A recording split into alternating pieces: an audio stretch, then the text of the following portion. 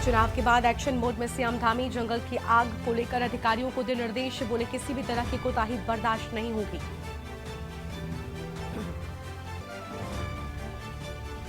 भाजपा में शामिल हुई पूर्व मंत्री हरक सिंह रावत की बहू अनुकृति गोसाई। कुछ दिन पहले ही छोड़ी थी कांग्रेस से सुरेश गंगवाल भी भाजपा में शामिल। तीर्थयात्रियों के पंजीकरण में टूट रहा रिकॉर्ड। 7 दिनों में 12.48 लाख पहुंचा आंकड़ा। वीआईपी दर्शन के लिए 300 रुपए शुल्क तय।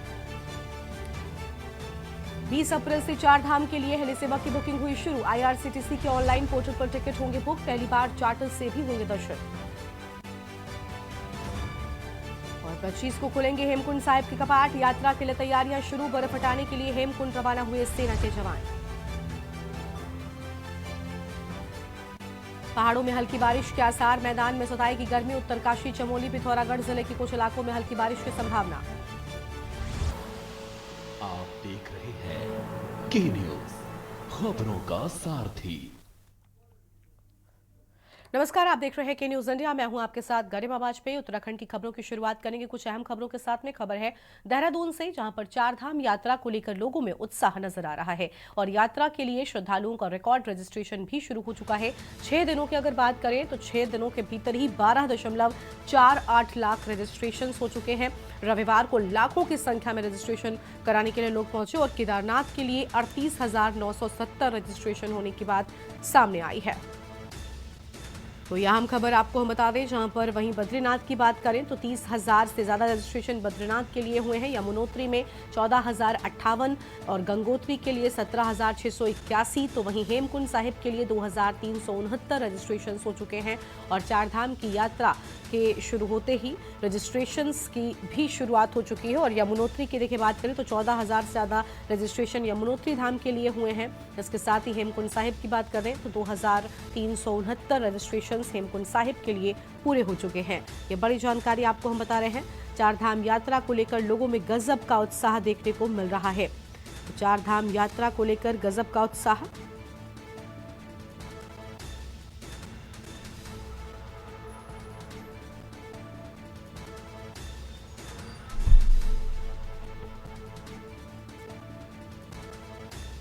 फिलहाल ये अहम खबर आपको हम बता रहे हैं।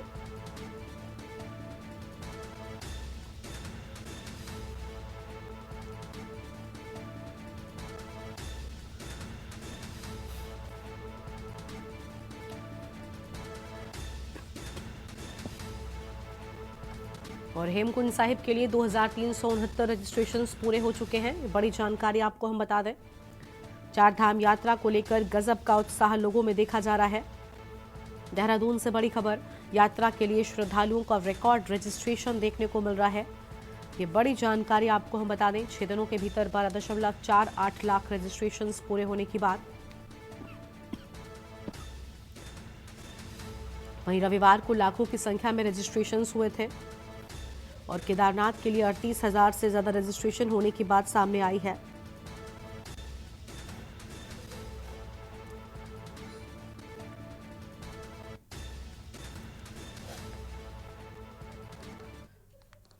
और आगे बढ़ते हैं खबरों की ओर। 4 धाम यात्रा में दर्शन के लिए वीआईपी को देना होगा शुल्क। बद्रीनाथ, केदारनाथ में वीआईपी को शुल्क देना होगा और 300 रुपए का शुल्क तय किया गया है। 10 मई को केदारनाथ, 12 मई को बद्रीनाथ के कपाट खुलेंगे। बड़ी जानकारी आपको हम बता दें, जहां पर शुल्क तय कर दिया गया है। वीआईपी को 300 रुपए का शुल्क भरना होगा। 10 मई को केदारनाथ तो वहीं 12 मई को बद्रीनाथ धाम के कपाट खुलने की बात सामने आ रही है। ये बड़ी जानकारी आपको हम बता रहे हैं।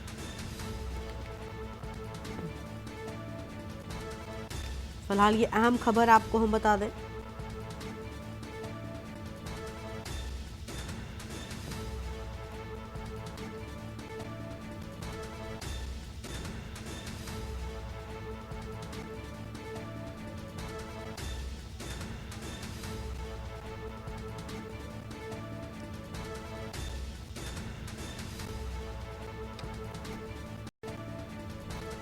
तो बद्रीनाथ, केदारनाथ धाम के कपाट खुलने की तिथि भी सामने आ चुकी है और वीआईपी को यहां पर 300 रुपए का शुल्क दर्शन के लिए देना होगा।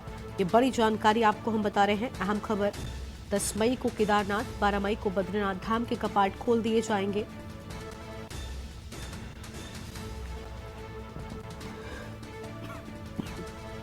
और बद्रीनाथ केदारनाथ में वीआईपी को शुल्क देना होगा।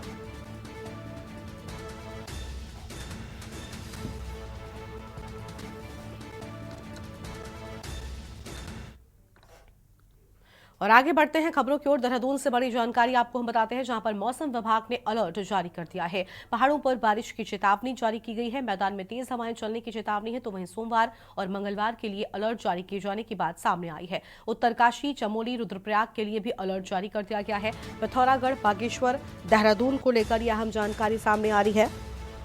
पहाड़ों पर बारिश की चेतावनी जारी कर दी गई है। ये बड़ी खबर आपको हम बता दें। और मैदान में तेज हवाएं चलने की चेतावनी है, तो मैदान में तेज हवाएं चलने की चेतावनी और सोमवार और मंगलवार के लिए अलर्ट जारी कर दिया गया है। बड़ी खबर आपको हम बता रहे हैं। और उत्तरकाशी, चमोली, रुद्रप्रयाग के लिए अलर्ट जारी किए जाने की बात सामने आई है। पिथौरागढ़, बागेश्वर, देहरादून के लिए भी अलर्ट जारी कर दिया गया है। अहम खबर आपको हम बता रहे हैं। पर्वतीय इलाकों में बारिश की संभावना जारी है और 35 किलोमीटर की रफ्तार से हवा चलने का अलर्ट जारी किए जाने की बात सामने आई है। और देहरादून से खबर, मौसम विभाग ने जारी किया अलर्ट। पहाड़ों पर बारिश की चेतावनी भी जारी कर दी गई है। ये बड़ी खबर आपको हम बता रहे हैं। और मैदान में तेज हवाएं चलने की चेतावनी भी मौसम विभाग की ओर से जारी की गई है। सोमवार और मंगलवार के लिए अलर्ट जारी कर दिया गया है।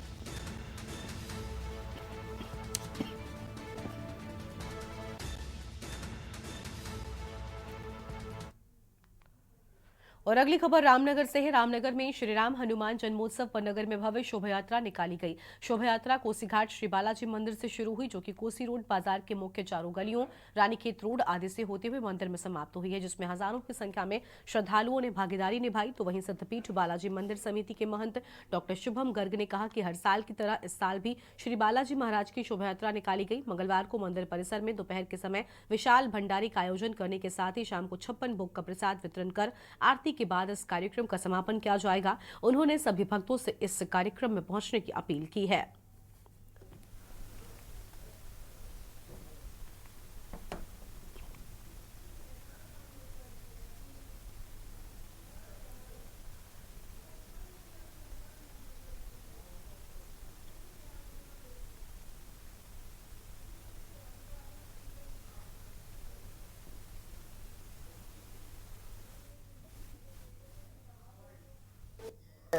जो हमारी बालाजी महाराज की शोभा यात्रा है, ये विगत 18 वर्षों से नियमित रूप से जो हर वर्ष हनुमान जन्मोत्सव के दिवस पे पावन पर्व पर बहुत धूमधाम से जो है निकाली जाती है।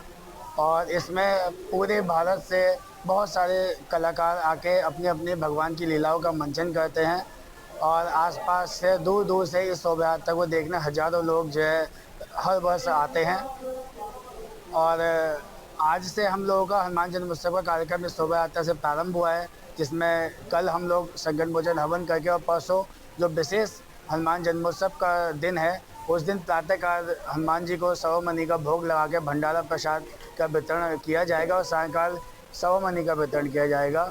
आज सभी भक्तों में बाबा की शोभा यात्रा के बहुत उत्साह भरा हुआ है और सभी भक्त बाबा के डोले के साथ, राम नाम के साथ, बाबा के भजनों के साथ इसमें अपनी अपनी भागीदारी सुनिश्चित करते हैं। और अगली खबर पौड़ी से है, जहां पर पूर्व कैबिनेट मंत्री हरक सिंह रावत ने भारतीय जनता पार्टी पर जमकर हमला बोला है। प्रदेश में सरकार की कथनी और करनी में काफी फर्क नजर आ रहा है। उन्होंने कहा कि अंकिता हत्याकांड को लेकर सरकार द्वारा कई वादे किए गए थे, लेकिन धरातल पर कोई भी काम दिखाई नहीं दे रहा है। कहा कि सरकार द्वारा नर्सिंग कॉलेज डोब श्रीकोट का नाम अंकिता भंडारी के नाम पर घोषणा की गई थी, लेकिन अभी तक धरातल पर कुछ दिखाई नहीं दे रहा है। वहीं अभी तक वीआईपी के नाम का खुलासा भी नहीं हो पाया है। और कहा कि सरकार द्वारा अंकिता के माता पिता को न्याय दिलाने का भरोसा दिलाया गया था, लेकिन अब तक अंकिता के माता पिता न्याय के लिए दर दर भटक रहे हैं।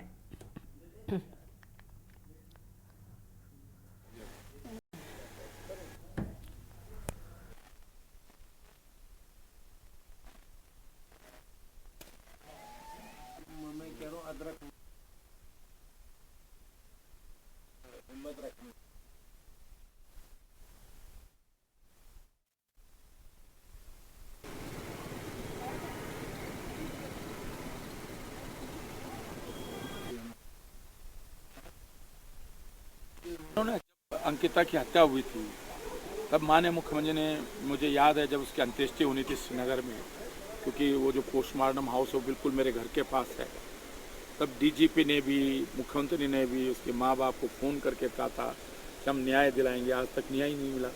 वीआईपी का आज तक पता नहीं चल पाया कि वीआईपी कौन है। तो मैं सोचता हूँ कि आज नर्सिंग कॉलेज की बात हुई थी कि उसके नाम पर होगा, तो केवल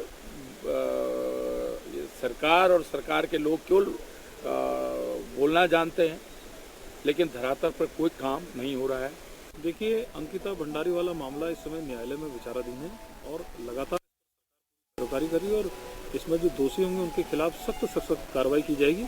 अंकिता भंडारी वाला मामला जब न्यायालय में विचाराधीन है, न्यायालय अपना काम करेगी और निश्चित ही दोषी जो भी होंगे इसमें उनके खिलाफ कड़ी से कड़ी जो है कि कार्रवाई होगी। सरकार को मैं यही कहना चाहूंगी कि जैसे मैंने देखा है अन्य क्षेत्रों में बहुत, अभी जैसे एक वो वाला लॉ इन्होंने चालू किया था जो एक्सीडेंट वाला था, तो अगर कुछ बेटियों के केस में भी ऐसा कुछ किया जाए कि इस प्रकार का जो कृत्य है कोई भी करने से पहले 100 बार सोचे, तो हमें लगता है कि फिर लोग डरेंगे। कुछ ऐसा ठोस एक कानून बनना चाहिए कि कोई भी अगर इस प्रकार का कुछ भी कर रहा है तो उनके लिए इमीडिएटली एक एक्शन लेना चाहिए, क्योंकि ऐसे तो हम उनको बैठा के खिलाते रहेंगे और कुछ समय बाद वो निकल के आराम से अपनी नॉर्मल जिंदगी में आ जाते हैं और लोग भूल जाते हैं। क्योंकि आप सोचिए, अगर आपके खुद के घर की बेटी के साथ ऐसा हो तो आप पे क्या बीतेगी। तो सरकार से निवेदन है कि अगर ऐसी कोई घटनाएं हमारी बढ़ रही हैं तो आपको ठोस एक्शन इस पे लेना चाहिए, ताकि इमीडिएटली आपको कोई आदेश देना चाहिए कि भाई अगर ये आपको पता है कि ये हुआ है तो आप उस पर आदेश देके उस चीज को खत्म करें।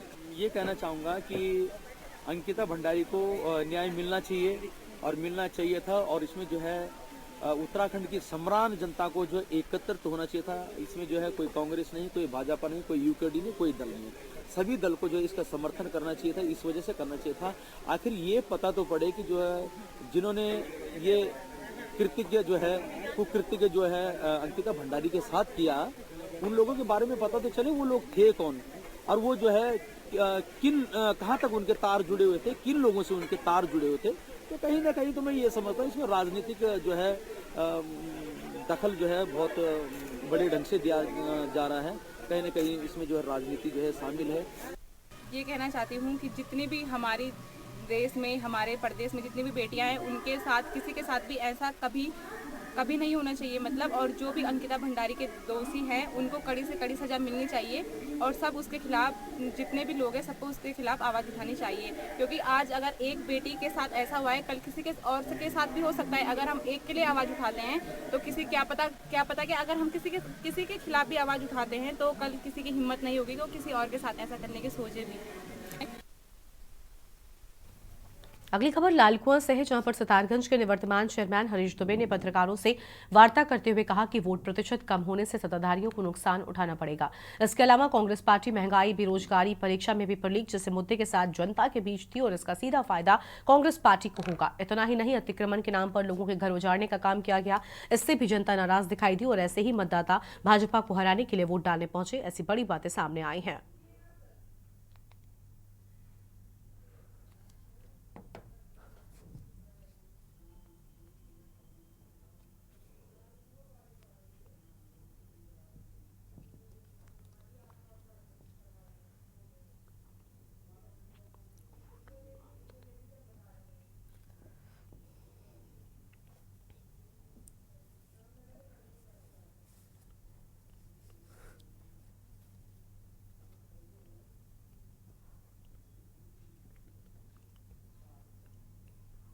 मुद्दे क्या थे? मुद्दे वो बेरोजगारी का मुद्दा था, भ्रष्टाचारी का मुद्दा था, महंगाई का मुद्दा था, बच्चों के पेपर लीक का मुद्दा था, और उसके बाद लोकल में जो ये तोड़फोड़ हुई G20 के नाम पर, कभी रोड को चौड़ा करने के नाम पे लोगों के घर उजाड़ दिए गए, लोगों की दुकानें तोड़ दी गई, लोगों को बेसहारा कर दिया गया, लोगों पे झूठे मुकदमे लगाए गए, लोगों को डराया गया, धमकाया गया, लोगों को ब्लैकमेलिंग करी गई। ये सारे मुद्दे छाए रहे, और इसको लेकर जो है कि जो मतदाता लाइन में जाकर लगा, वो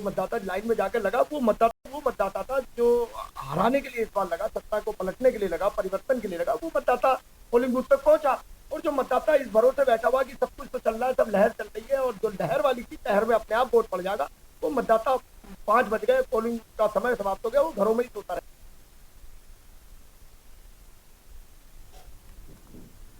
विश्व प्रसिद्ध जिम कॉर्बेट नेशनल पार्क में अनेकों वन्य जीवों के दीदार के लिए हर साल लाखों की तादाद में पर्यटक देश विदेश से कॉर्बेट पार्क पहुंचते हैं।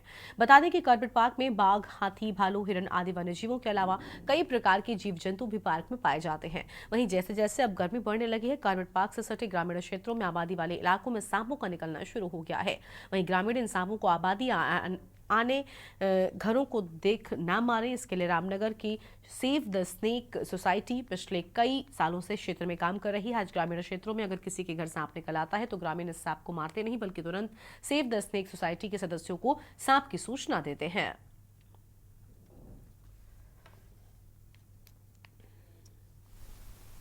कश्यप जी हैं जो ये बड़ा अच्छा काम कर रही हैं। ये सांपों को रेस्क्यू करके मतलब ये कि वन विभाग की टीम के धर्मदाग की मदद से घर से जो रेस्क्यू करके सांपों को जंगल में छोड़ दिया, लेकिन इनका आज तक कहीं से कहीं तक रिकॉर्ड नहीं बना कि ये लोग बड़ा अच्छा काम कर रहे हैं करके। सरकार की तरफ से इनको कोई मदद नहीं मिल पा रही। इनको सरकार की तरफ से मदद मिलनी चाहिए। लास्ट 2 दिन में हमें बहुत सारे केसेस ऐसे मिले थे जहाँ पे जो कोबरा या अन्य स्नेक प्रजाति है वो बाहर आ रहे थे, गाँव में आ रहे थे, तो उनको हमारा चंद्रशेखर कश्यप और उनकी टीम हमारे हमेशा सहयोग में रहते हैं, हमारे वन विभाग के हमेशा सहयोग में रहते हैं और वन विभाग के साथ मिलकर इसको रेस्क्यू कर इसको सेफली फॉरेस्ट में छोड़ा गया है। तो ऐसे सहयोग हमेशा बना रहे ताकि हम वन्य जीव का भी रेस्क्यू कर सके और उसके साथ साथ जो जनहानि भी ना हो। दरअसल में गर्मी का मौसम आ गया, सांपों का निकलना प्रारंभ हो गया है और हम लोग तो पहले से आपको पता है कि सांपों की जान बचाने में लगे रहते हैं और विभाग भी हमारी मदद करता है, इसलिए हम उनका भी धन्यवाद करते हैं। आज हमने कम से कम 15 से अधिक विषैले कोबरे सांपों को रेस्क्यू कर 2 दिन के अंदर रेस्क्यू करके और आज जंगल में आजाद किए, जिसमें एक जहरीला रसल वाइपर भी था काफ़ी हद तक। और ये विषैले जो कोबरे हैं, कोबरे को हमने कई घरों से पकड़ा है, गाँव के लोगों से पकड़ा है, घरों में से पकड़ा है और इस समय हमने जंगल में आजाद कर दिया। और इसी बीच लक्सर से एक अहम खबर सामने आ रही है, उसका रुख कर लेते हैं। लक्सर से बड़ी जानकारी आपको हम बताते हैं। तो इसी बीच लक्सर से खबर, जहां शंभू बॉर्डर पर आंदोलन बना मुसीबत। लक्सर से खबर आपको हम बता दें, रेल यात्रियों के लिए आंदोलन ने मुसीबत खड़ी कर दी है। तो रेल यात्रियों के लिए आंदोलन ने मुसीबत खड़ी कर दी है। बड़ी जानकारी आपको हम बता रहे हैं। आंदोलन के 5वें दिन 26 ट्रेनें निरस्त। 4 ट्रेन हरिद्वार, लक्सर, रुड़की रूट की निरस्त की गई है। बड़ी जानकारी आपको हम बता रहे हैं। और रेल यात्रियों के लिए आंदोलन ने मुसीबत खड़ी कर दी है, ये बड़ी जानकारी आपको हम बता दें। और बड़ी खबर, जहां पर 4 ट्रेन हरिद्वार, लक्सर, रुड़की रूट की निरस्त। अहम खबर आपको हम बता रहे हैं।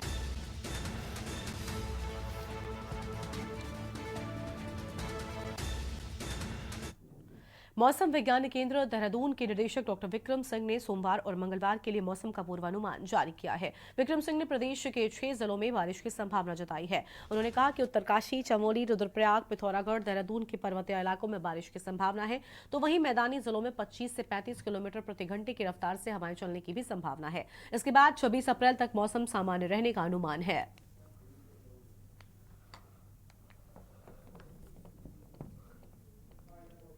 22 तारीख है, कल 23 है। तो एक पश्चिमी विक्षोभ है, फीबल है, तो उसका जो थोड़ा बहुत असर है अंदर के हमारे डिस्ट्रिक्ट से, उत्तराखंड के उत्तरकाशी, चमोली, पिथौरागढ़, रुद्रप्रयाग का बागेश्वर है, तो इनमें हल्की एक्टिविटी जो है आज और कल अगर मैं कहूँ तो आइसोलेटेड टाइप जो है वो मिलेंगे, तो बहुत ज़्यादा नहीं है कुछ।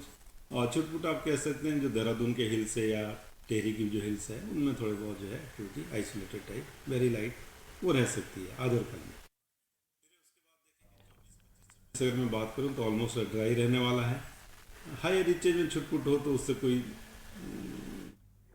रुड़की के एक निजी बैंक्वेट हॉल में Bollywood actor, film star Rahul Roy एक कार्यक्रम में शामिल हुए, जहां राहुल रॉय की एक झलक पाने के लिए सैकड़ों की संख्या में लोगों की भारी भीड़ देखने को मिली है। इस दौरान राहुल रॉय ने लोगों के साथ सेल्फी भी खिंचवाई और अपनी फिल्म आशिकी के मशहूर गीत के बोल भी गुनगुनाए। बता दें कि रुड़की में एक निजी कार्यक्रम के दौरान बॉलीवुड के मशहूर अभिनेता राहुल रॉय पहुंचे थे।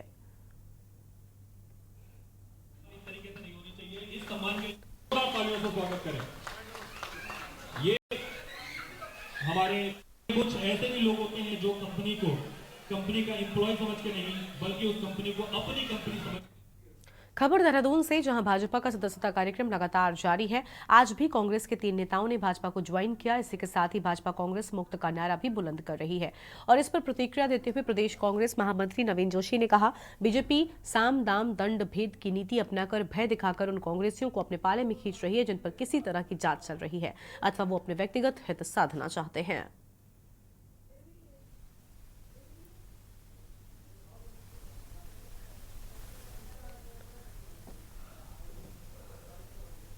देखिए, कांग्रेस छोड़कर भारतीय जनता पार्टी में जो लोग जा रहे हैं उससे कांग्रेस को कोई फर्क पड़ने वाला नहीं है। जो भारतीय जनता पार्टी कांग्रेस मुक्त की भारत की बात कर रही थी, आज ये कांग्रेस युक्त भारतीय जनता पार्टी हो गई है, क्योंकि इसमें आधे से ज्यादा नेता जो हैं कांग्रेस के हैं। भारतीय जनता पार्टी ने जो नेताओं को अपने पक्ष में लाने की मुहिम जो चला रखी है, उसमें साम दाम दंड भेद किसी भी प्रकार से ये लोगों को अपनी पार्टी में लाना चाह रहे हैं। ये वो लोग जा रहे हैं जिनके अपने व्यक्तिगत हित साधने हैं जिन लोगों ने, और जो कांग्रेस का सक्रिय कार्यकर्ता है, जो हमेशा जिसने कांग्रेस के लिए संघर्ष किया है और कांग्रेस ही है, जो वो कभी कांग्रेस छोड़ने वाला नहीं।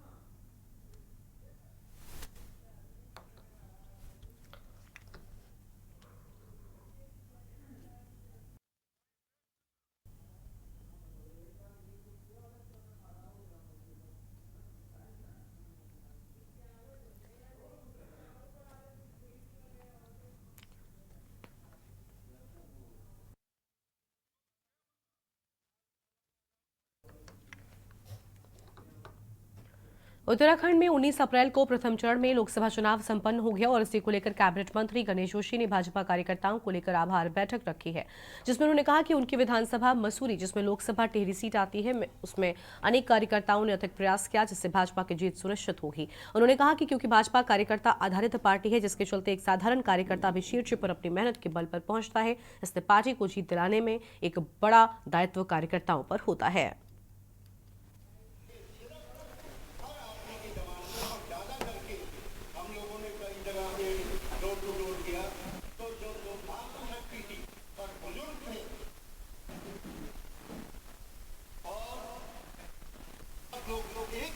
देखिए, भारतीय जनता पार्टी एक कार्यकर्ता आधारित पार्टी है। भारतीय जनता पार्टी विश्व की नंबर 1 पार्टी है। भारतीय जनता पार्टी की ये विशेषता है कि आज चाय बेचने वाला देश का प्रधानमंत्री बन सकता है। एक मेरे जैसा फौज का सिपाही 4 बार विधायक बन सकता है, काबीना मंत्री बन सकता है। एक एबीवीपी का कार्यकर्ता पुष्कर सिंह धामी इस प्रदेश का मुख्यमंत्री बन सकता है। ये इस पार्टी की विशेषता है। और इस चुनाव में हमारे एक कार्यकर्ता ने पूरी जिम्मेदारी के साथ, पूरी ईमानदारी के साथ काम किया। और अगली खबर हरिद्वार से है, जहां पर हर की पैड़ी ब्रह्मकुंड 25 से 27 अप्रैल तक राम के रंग में रंगा नजर आएगा। और हर की पैड़ी की प्रमुख संस्था श्री गंगा सभा अपने अपने राम के कार्यक्रम का आयोजन कर रही है, जिसमें मुख्य वक्ता देश के प्रसिद्ध कवि और कथावाचक कुमार विश्वास होंगे। कार्यक्रम हर की पैड़ी स्थित मालवीय द्वीप पर गंगा आरती के बाद 8 बजे से 11 बजे तक आयोजित होगा।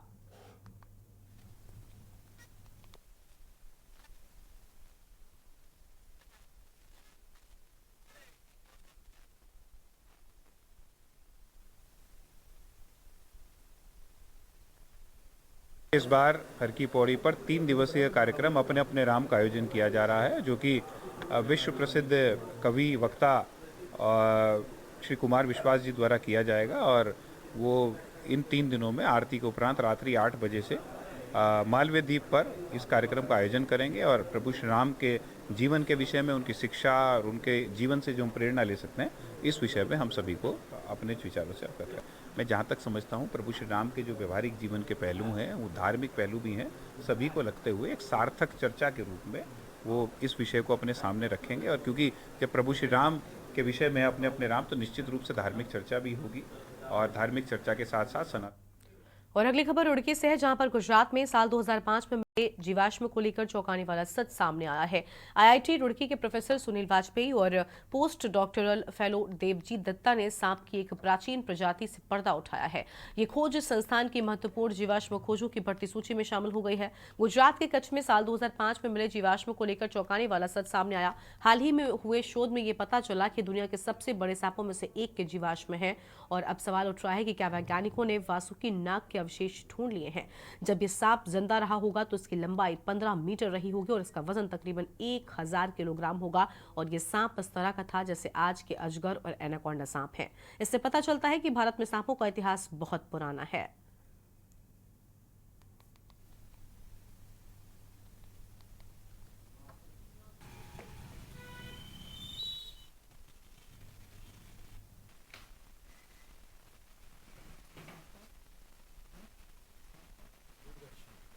ने सांप का जीवाश्म रिपोर्ट किया है। ये 47 मिलियन ईयर पुराना है। 47 मिलियन मतलब 4.7 करोड़ ईयर्स पुराना है। और ये गुजरात के कच्छ ज़िले में एक कोयले की खान है पानंदरों में, वहाँ से मिला था और करीब 2005 में मिला था। ये इसकी पढ़ाई अभी हम लोगों ने पिछले साल ही शुरू की थी और तब हम लोग इस नतीजे पे पहुँचे कि ये एक बहुत विशालकाय सांप के जीवाश्म है, रीढ़ की हड्डी है। और ये इसकी जो लंबाई है वो मैक्सिमम करीब 15 मीटर तक की हो सकती है। तो ऐसा है कि ये जो जीवाश्म हमें मिला है, जिसका नाम हमने दिया है वासुकी इंडिकस, ये करीबन 5 करोड़ साल पुरानी है। और जो मेन जो पॉइंट्स हैं हमारे रिसर्च के, उसमें एक तो इसकी जो विशाल आकार है, हमने अलग अलग इक्वेशंस यूज़ करके हमने ये निकाला है कि वासुकी इंडिकस का जो लंबाई था वो करीबन 15 मीटर था। तो इससे ये विश्व में जो सबसे लंबे सांप है। अगली खबर देहरादून से है, जहां पर चलती कार में आग लगने से हड़कंप मच गया और हादसा गढ़ी कैंट थाना क्षेत्र के बलूपुर चौक के पास हुआ, जिसके बाद आनन फानन में अग्निशमन और पुलिस विभाग के कर्मचारी पहुंचे और आग को काबू करने के प्रयास में जुट गए। कड़ी मशक्कत के बाद आग पर काबू पाया जा सका है। हालांकि घटना में कार जलकर खाक हो गई। उधर पुलिस की माने तो घटना में किसी के हताहत होने की कोई खबर नहीं है। आग कैसे लगी इसकी जांच की जा रही है।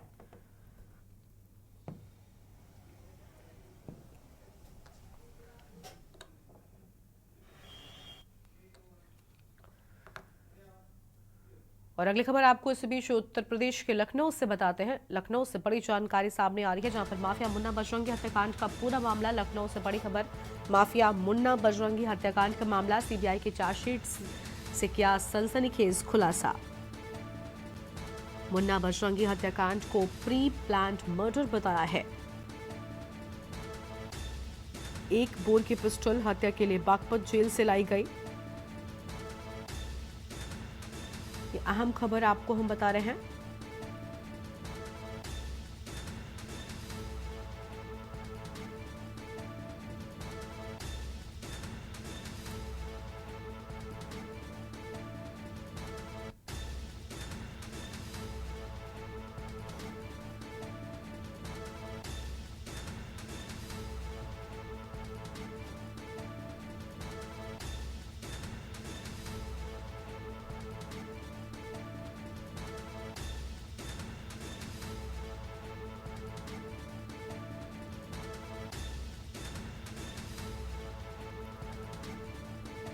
तो यह अहम खबर आपको हम बता दें।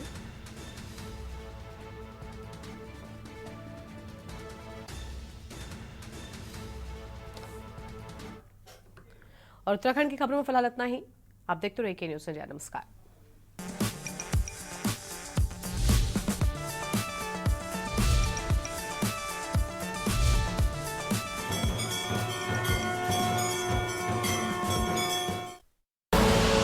आप देख रहे हैं के न्यूज़, खबरों का सारथी।